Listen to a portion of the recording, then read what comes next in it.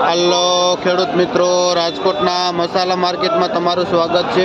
આજે તારીખ 10 ઓક્ટોબર 2025 અને સવારના 6 વાગ્યાનો ટાઈમ થયો છે।